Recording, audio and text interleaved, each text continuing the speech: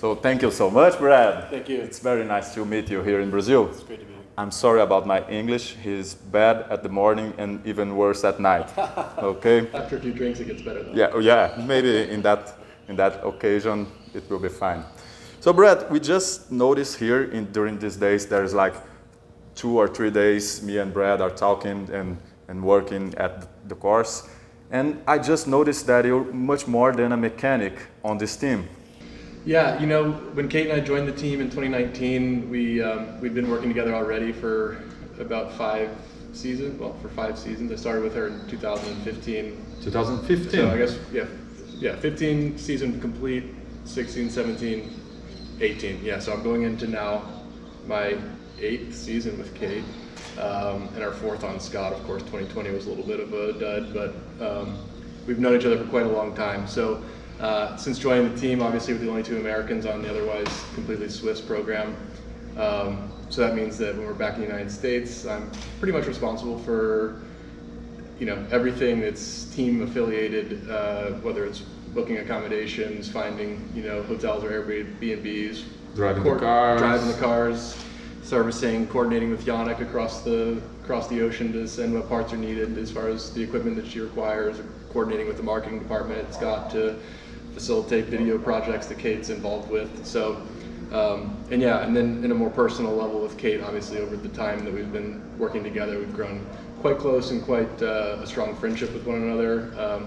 You know, each of us is the other's one of our best friends. I'll be a bridesmaid, if you will, in her coming. Yeah, we always heard about it. It wasn't in my plans to talk about it, but since you started, just jump right into it. Yeah, it was an April Fool. It is not an April Fool's joke. So the we whole were thing engaged. starts. Yeah, Frishy, our first within the first couple of months of joining the team, which was also a good indication of what the team is like. On April Fool's Day of 2019, which is April 1st, I guess, everywhere in the world. Hopefully, you know what April Fool's Day is. Frishy announced that Kate and I were getting engaged. And so a lot of people didn't catch on the fact that was a joke and assumed that we were, but because of the closeness that we share and, you know, the good friendship that is kind of publicly visible and known by a lot of people nowadays, a lot of people assumed that was true. And while we are very close, I have a wife, I've been married 5.5 years. Yeah, this is a very hardcore April Fool joke. It's a hardcore joke, and both of you have your engages. We do, and no offense to Kate, but I get just plenty of time with Kate when we're here at the races, and I'm happy to turn her loose back home, and she can be with her fiance now, Will, who is a great guy and who, you know, is a excellent person to hand her off to and take care of the life. So yeah, we're quite close, but no, we're not a romantically involved couple, but we are very involved otherwise and have been for some time. That's nice. And by all this other works you do in mechanics thing, I see that Brazil was very challenging for you, right? Drive the car and get like the perfect, I don't know how to say, the electric thing on the correct holes. Yes. And that's true, yeah. So, you know, it's always really exciting when you have a race in a new place that you've never been before. Of course, when you have a race in a place you've never been before, there's a lot of things that you can't anticipate or don't anticipate that are challenges you encounter once you're there. And so we're blessed to have a relationship with Scott globally. So the Scott market here in Brazil is very friendly, very accommodating, and very kind and willing to help with just about everything from translations to telling us where to go and eat to, you know, suggesting when to leave the hotel to get to the venue because they know how traffic is in the area. And so little details like that are so crucial, especially on a race day when there's not really a minute to spare or any time to waste. Having help from people all around the world is something that we're really fortunate to have, whether it's here in Brazil or even in Europe and all the different countries we travel around over there. So, and of course in the United States, we get a lot of help from the Scott USA market as well, who kind of keep us running, or if I need something in a hurry that I can't wait for it to ship from Switzerland, I have people to call. And so yeah, especially being here in a new place where we don't speak the language and don't necessarily have full knowledge of what we're walking into until we arrive. We've been super fortunate to meet guys like you, guys like Raul and Rafa from Scott Brazil, who you know, from the moment we step off the plane, met us at the airport, and kind of have had us under their wing the entire time. So while I know Kate well and know what she needs, sometimes knowing how to provide that in a foreign environment is not so easy. So yeah, so while I do all the driving around and kind of navigating and planning on her behalf while she rests and kind of prepares herself, there's a lot more people behind the scenes than just me who kind of help get Kate ready into the start line. And so, that's amazing. Yeah, so a lot of people kind of point at me and notice that it's me and I'm visible, but for sure there's 5 or 6 other people who are just as kind of helpful behind the scenes that have made this possible for us to race successfully here in Brazil. And of course, as you know, first race was 2 days after we arrived, a short track, and she won. So that's a testament to how helpful everybody was to get us prepared to show up and do what we do best.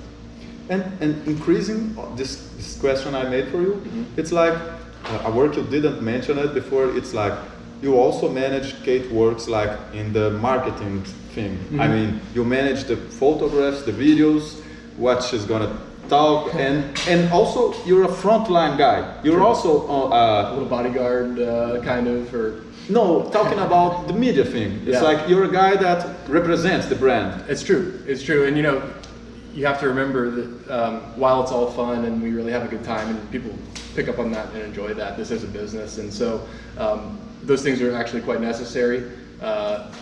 We try to find a way to make them also fun and entertaining for ourselves to participate in, so it doesn't feel like a chore. But because one of my main goals is to always keep Kate from having to waste energy or even time on thinking about and planning and coordinating those things. That's very stressful. It can be, and when she's focused on racing, we want to keep her focused on racing because that's what she's here to do. But of course, Kate being a charming personality, she's somebody that people around the world, here in Brazil included, are really fond of. And so we want to be accessible, but we don't want to kind of have it be chaotic for Kate. So I do try to spend some time talking to either, like I said, the Scott Brazil guys or the race organizer or whatever the case may be, to make sure that if they want to have an autograph or photo session, that there's a time and a place and maybe a barrier and some protocols regarding COVID and various things that we've had to deal with the last couple of years. It's important to kind of keep distance or make sure there's masks and hand sanitizer and just nobody touches her too much or gets too close. And obviously something like that would have a severe impact on the rest of the season if she were to get sick. So we've been lucky so far. It's never easy, and you don't want to turn people off by being rude to them, so it's a fine line you walk there, but yeah, I mean, we manage it pretty well. I know Kate super well. I kind of talk to her behind closed doors about what she's willing to do and when, and then she kind of relies on me to execute that plan and make it happen for her. So yeah, it's many hats that I wear as far as my roles with Kate go. Frishy kind of saw that we had a good thing going already prior to joining the team, and was happy to bring us both on together to kind of just keep that seamless transition from our previous team to joining Scott Sram in 2019. And so yeah, we've just continued to grow closer and kind of get our little mechanism of the two of us operating within our own team going even smoother, and hopefully, like you say, from a marketing side, it's very important to not just race results, but the visibility that comes with it, the personality, the entertainment, that's all part of the sport now. So that's something that we have kind of developed a knack for and enjoy doing as well. And as long as we can structure our day to, make sure she does what she needs to do on the course with training, and then provide some time to do that stuff too. It's kind of an important balance to strike. Sure. Yeah, but that's the first time you'll talk like serious about it. And I notice you guys are always repeating the word fun. And this is the Scott DNA fun, like.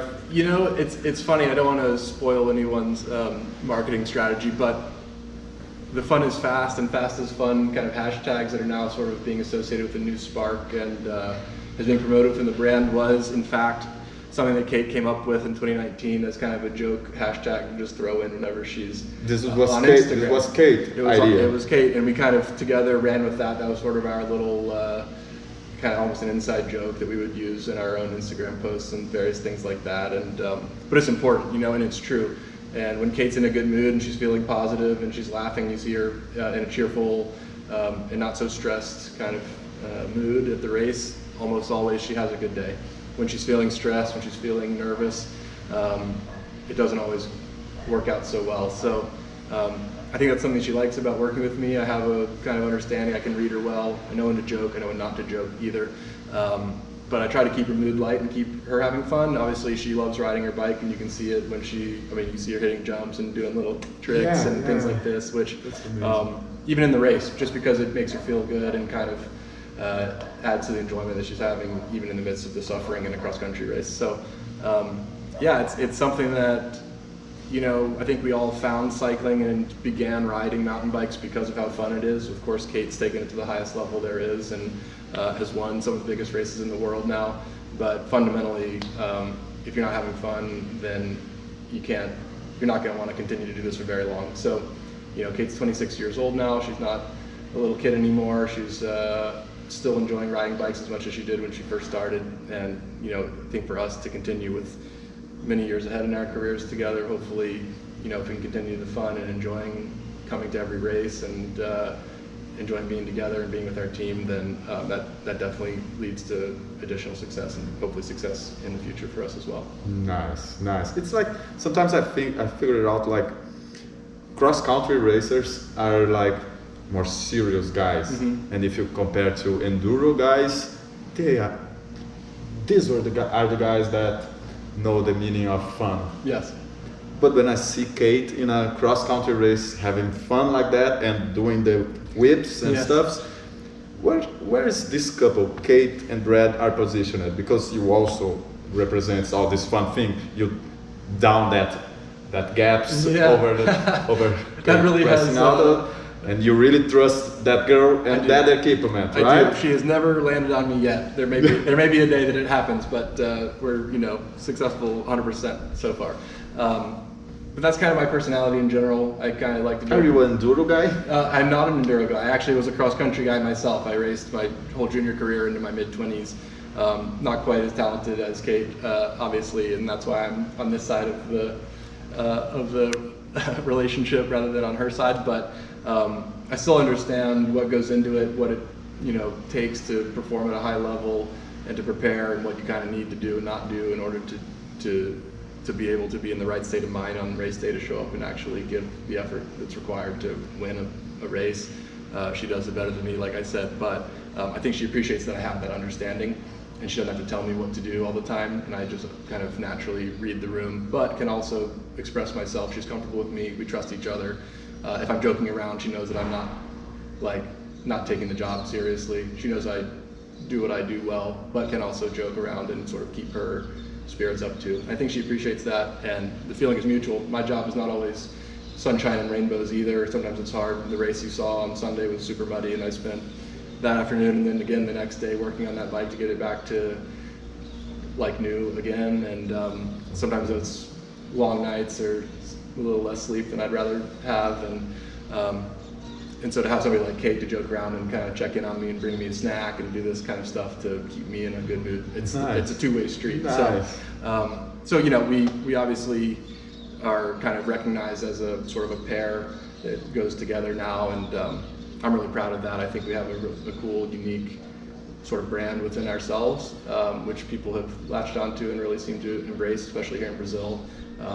We got such a warm welcome and so much enthusiasm from the thousands of spectators we've already seen at the venue. Of course, this weekend coming at the World Cup is going to be times 10 or more in terms of how many people are expected to show up. So we're kind of bracing ourselves for the response, and like I said, planning some of those times when we can be accessible and available to fans in the midst of a very important race weekend. That's when you have big crowds and fans with lots of enthusiastic people. You really kind of have to manage that on Kate's behalf to make sure that she can do her job and do what she came here to do, but also be available to people who are, you know, really excited to finally see her and meet her in real life, and who've only maybe ever seen her before through the screen on their phone or on the television watching races. So yeah, it's, you know, it is a business, and there's a lot of kind of moving pieces, and it's not just a bike race, and especially with social media and television and the kind of visibility that the sport now has, you do need to, I think, to be successful in the sport, or to be a successful personality within the sport, kind of offer more than just performance. And I think in the past, that's what cross country has been. It's just been a performance sport, and that's why they seem so serious. But I think you'll see, especially within the women's field, which is actually has not only a very deep field of talent, lately. But a lot of really compelling personalities.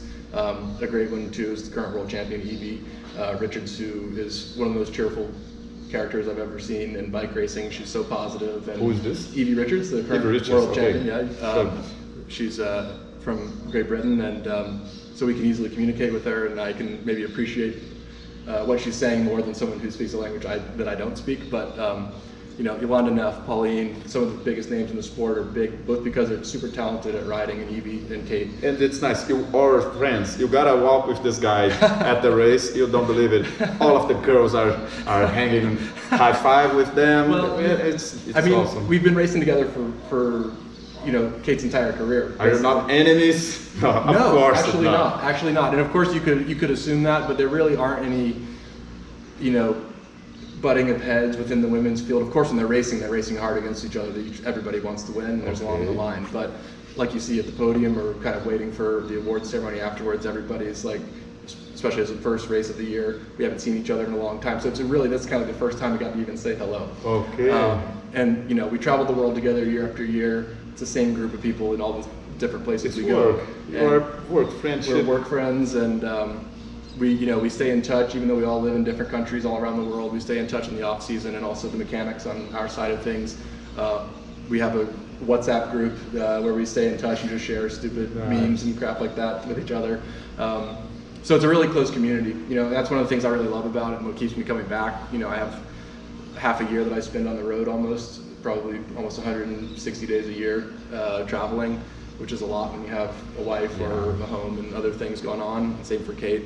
So you really need to surround yourself with people that you like and find people that you like, and we're really fortunate, not only within our team, but within the competitors that we, you know, race against each week, to actually enjoy being with them too.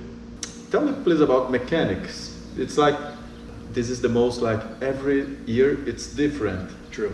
Technology and stuff are always changing. It's true. The chains are getting narrow, and new pieces, new misers, and you gotta be studying and learning every year. It's true, and you know, fortunately, I think probably true for most of the mechanics on the circuit, we have a fundamental interest in bikes and the technology itself, maybe even more so than actually riding them, at least 50-50.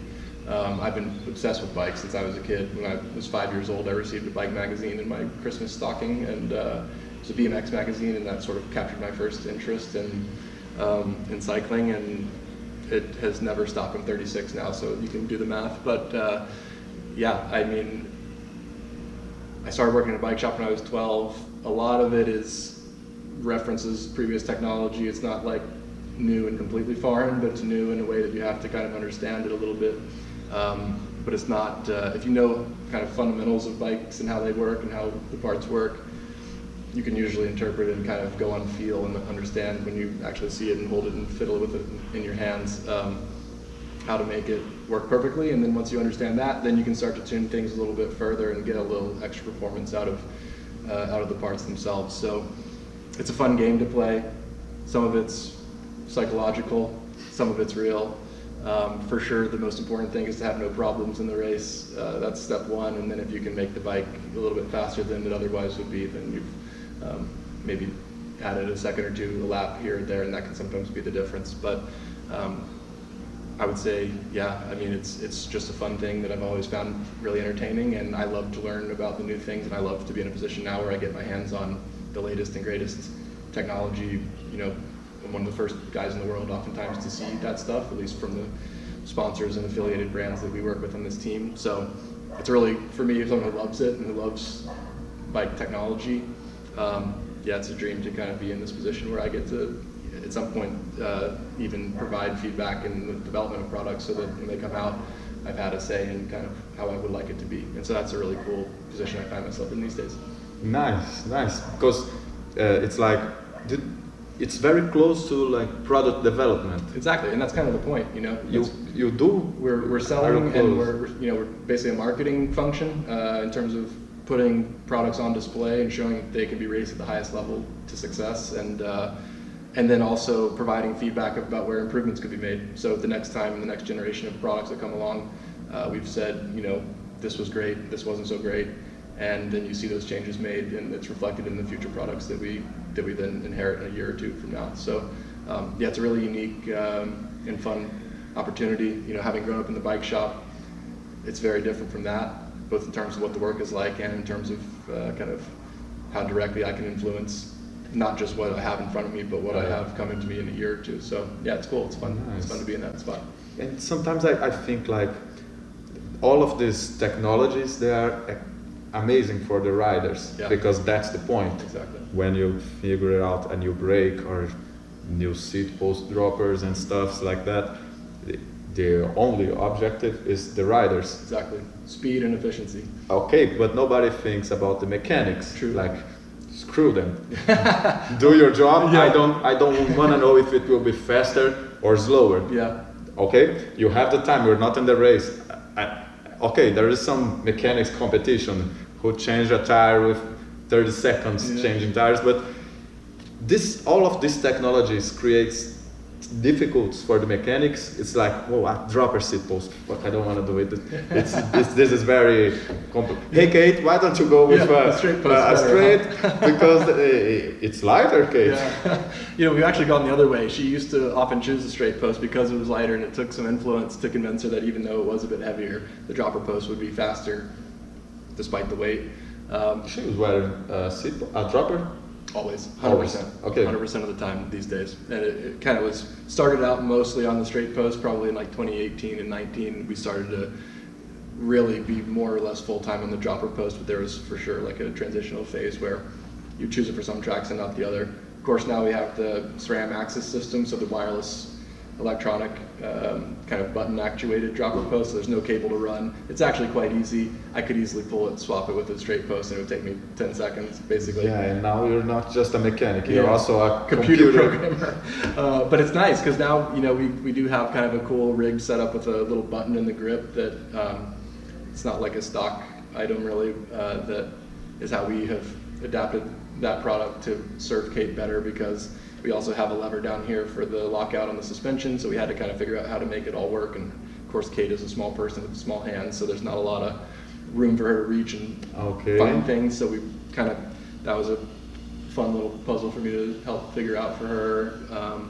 There's always something, you know, it's always something new coming, and then it must be adapted and integrated into Kate's setup, because as a sponsored rider, for better or worse, she has to use what she has to use, and she doesn't necessarily get to say, well, I liked how it was 2 years ago, so I'm going to ride that bike instead, you know. So we have to always be thinking about what's coming and how to integrate that into her, you know, whole system, and so that she can jump on it and immediately race with success as soon as, for example, we get a new bike like we did last year with the new Spark model that released. It was a very different bike than the previous one, but it dropped in June in the middle of the season, and so we started the season on one and finished the season on the other. And that's not always something that an athlete wants to do. Okay. And that's kind of the gift and the curse of the pro athlete. You get the latest and greatest thing as soon as it's available, sometimes even before it's available.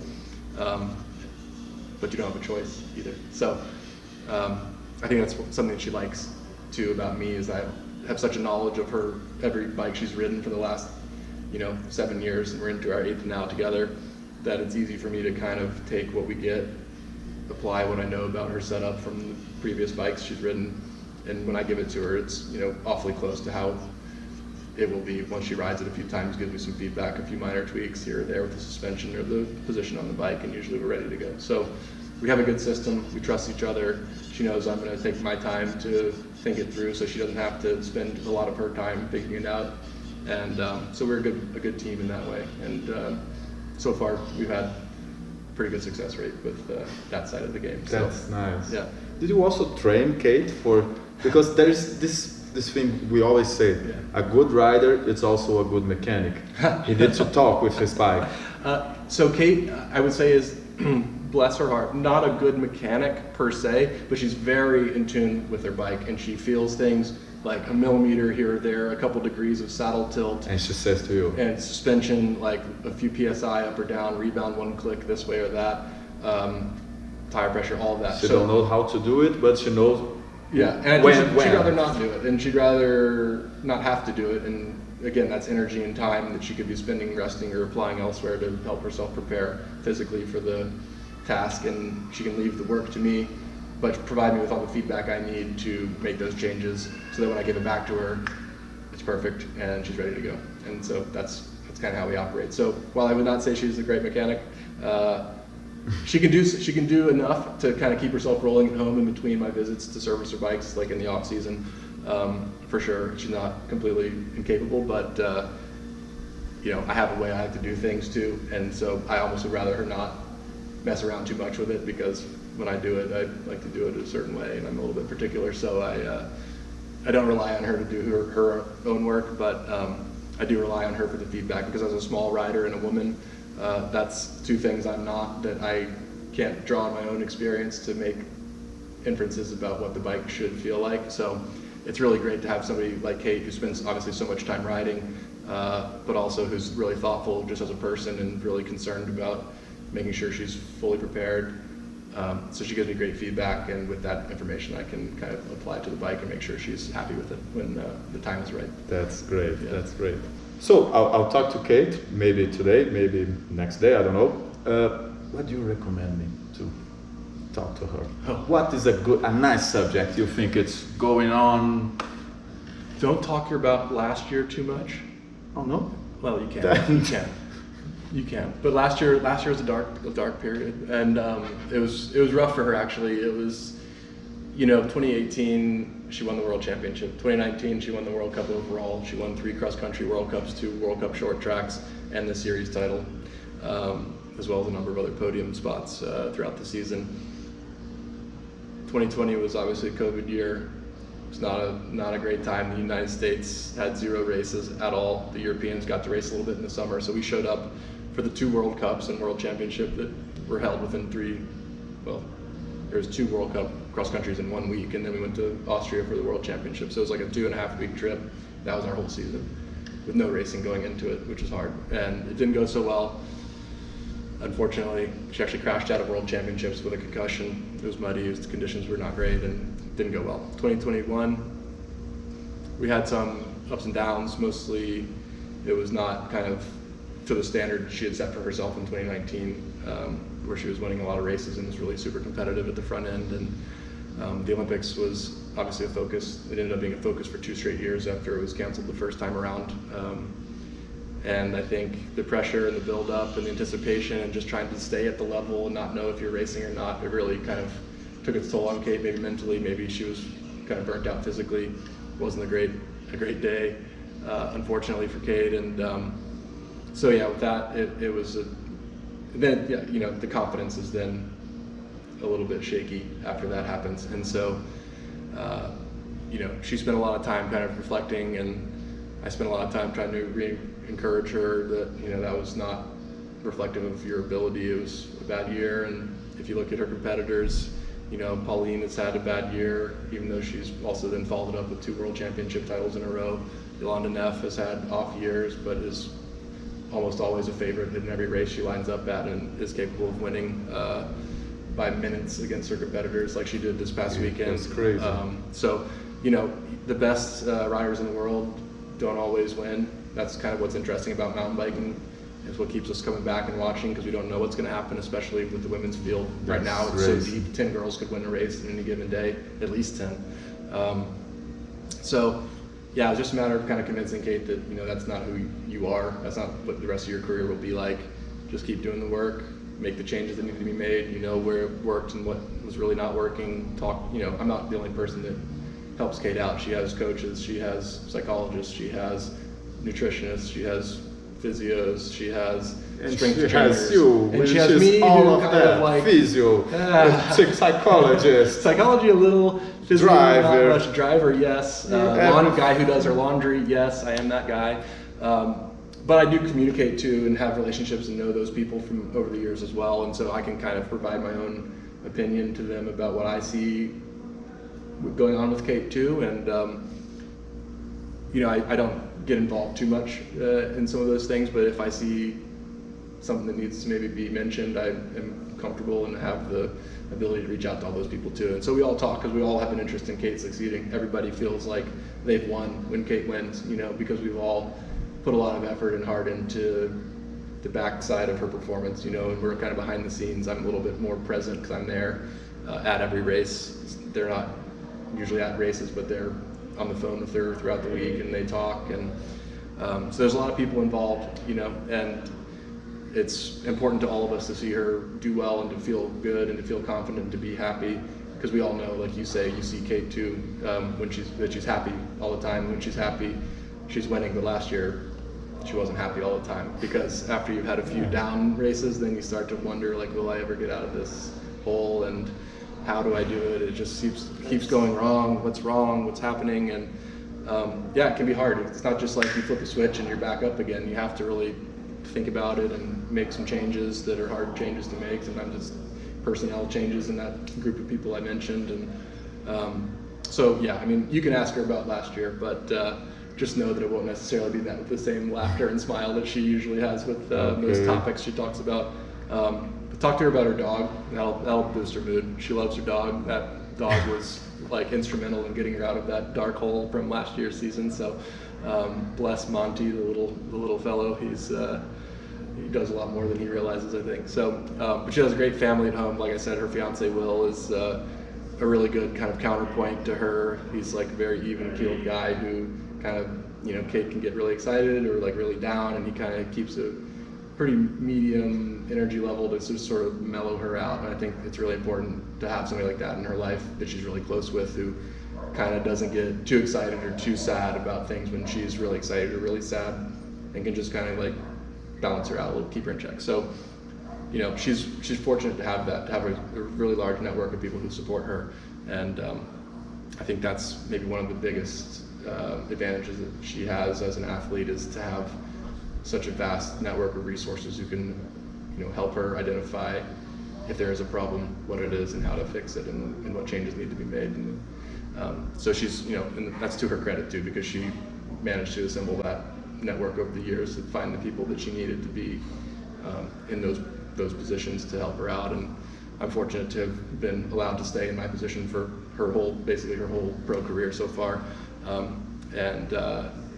So I assume that means she's happy with the work that I'm doing on her behalf. So I hope to remain in her good graces, and I hope we win races. That's a good rhyme for you to. That's awesome. That's awesome. I don't want to make it very, very big, so I was planning to stop here, but I just remember I also want to talk to Thomas Fritsch. You should, yeah. And really, I really need some tips for what to talk with him. Is he a nice guy? Yes. And also, I'll talk about some things that I wasn't even born when these things happen, because this is a legendary pro athlete that's still riding and are the team manager from this huge team. What's interesting, speaking of Frischi, and I mentioned that I, you know, pulled some bike magazines out of my Christmas stocking when I was a little kid, and who was on the cover? Frischi, you know, in the magazine. Always, every month I would get a new issue, race reports, Frischi.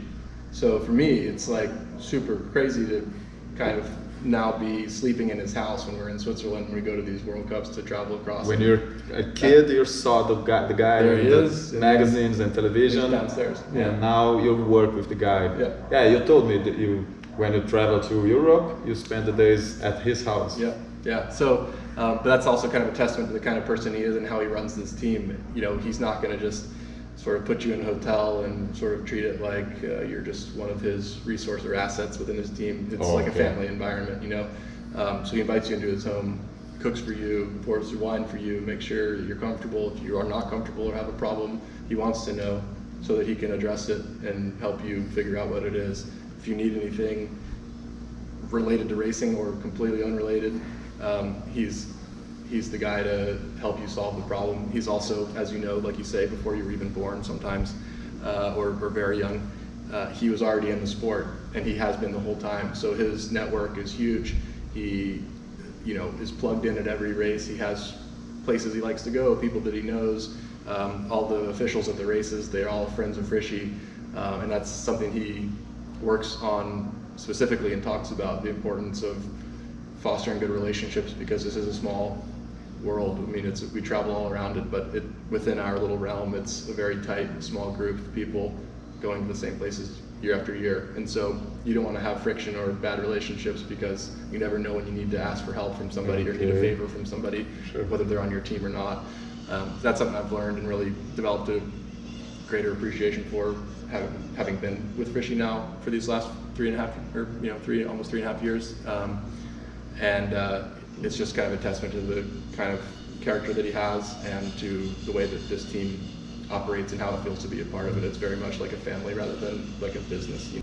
Does he like to talk about the stories and the races? Yeah. He's like that guy who's, in my time it was like that. Yeah. That in 1988 I won that race. But not like that. There's no pride in it. He doesn't want to tell you about what he won. I already crashed like that. Yeah, but he loves to tell the stories, and I think he obviously appreciates Kate for everything that she is, but I think one thing that he likes about me as an individual is that I remember all those things. I remember what bikes he rode each year, and because I was like obsessed with it as a kid, and he was the top. You remember? Of course, yeah. Yeah, I mean, I started racing in 1997. I started riding mountain bikes in 1994.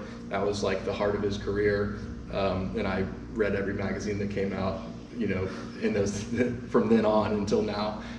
So I remember it very clearly, and also the technology, just separate from Fishy himself, but what the bikes were.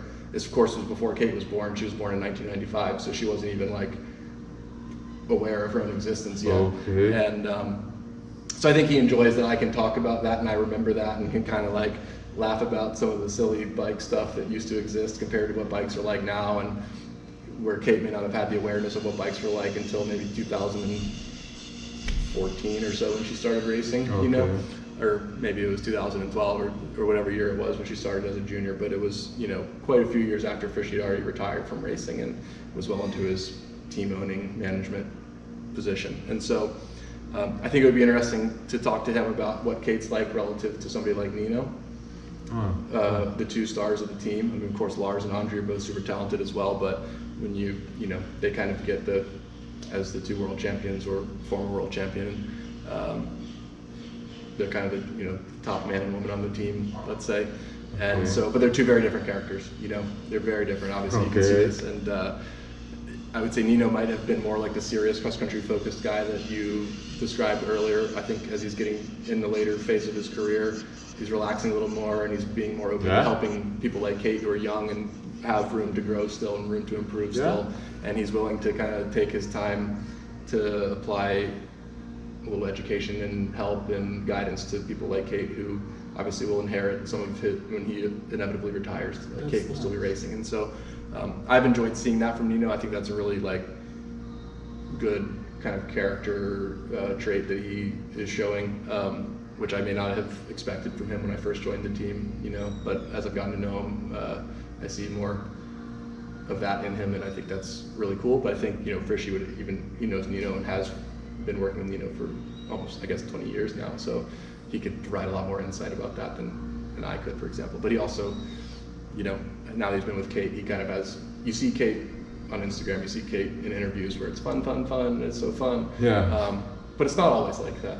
It's often like that. Of course. But there's other sides. And now that Fishy's been with Kate as manager of her on his team for such a long time, he has some insights there too that he can talk about with Kate, especially when it's not so fun, and what his kind of role in that is. So, nice. But he is hilarious. He's kind of a practical joker too himself. Like we talked about at the very beginning when he announced our engagement. He likes to joke around. He's of course very serious when he needs to be. Swiss people have sort of a reputation for being kind of stern and strict, and that's something that we were bracing for when we joined the team, but we found that not to be the case at all. It's actually a very warm and friendly and welcoming environment. But of course, he's in charge of this team, and there's a lot at stake in these races in terms of the future of the team and sponsorship money and all the business side, which is his responsibility. And so, he has to be serious sometimes. And so you know, there's two sides of Frishy, and so when he's, you know, maybe not in the business mode, he's hilarious, and when he is in business mode, just I'll try to explain him. This is not a business mode. No, it's not business. And for you, it should be very nice, because I heard you like old bicycles and I do, retro things. You got a collection, right? I do. And like, it's growing faster than my house can keep up. And Thomas he helps you a lot on that subject, right? He does, yeah. And you know, he actually have one of his bikes from the Olympics. It's actually in my garage right now. It was in display in the United States, and it's now just some things moved around, and the bike Olympics in '96, 2000. It was actually just the bike from Sydney. And I plan to give it back to him one day, but for now I like to, you know, it's one of the, like I said, I've been into the bikes, specifically the bikes and the technology side, since I was a little kid. It's just been something that captured my fascination early when I was a young kid, and obviously when I was 6 years old I couldn't buy these bikes. I had no money, and you know, it was impossible. But as I've grown older, through my connections in various places, from bike shops I've worked in to friends I've made, to, you know, borrow, beg and steal and trade for the bikes and the parts that I've wanted, I've now managed to assemble a pretty fun and kind of nostalgic collection of bikes that I keep in my house too. So how many do you have? Right now I have 15 bikes. 15? So yeah, two are like current air, like a road and a mountain bike from Scott. I was basically just like you a replica use them for riding, of course, yeah. And the other ones are collector. Yeah, starting I have one. It's a before Gary Fisher's, where Gary Fisher's a Fisher mountain bikes is 1986 was the model year. That's my birth year. So it was like it was like kind of the top of the line, one of the best bikes available from my birth year. And then I have kind of a string of bikes throughout the next 3 decades, from, you know, bikes that I've always wanted at that time, or wished I could have.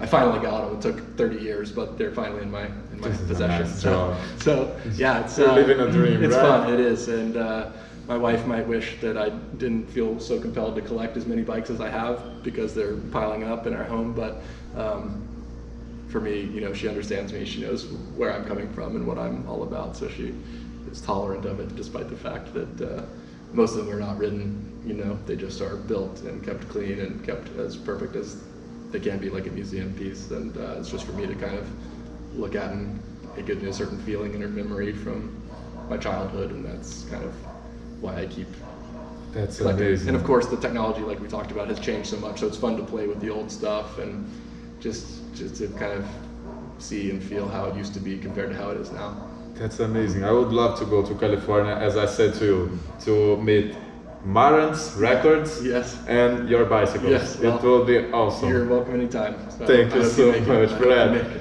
Thank you so much for this conversation. Yeah, you're welcome. Thank you, guys.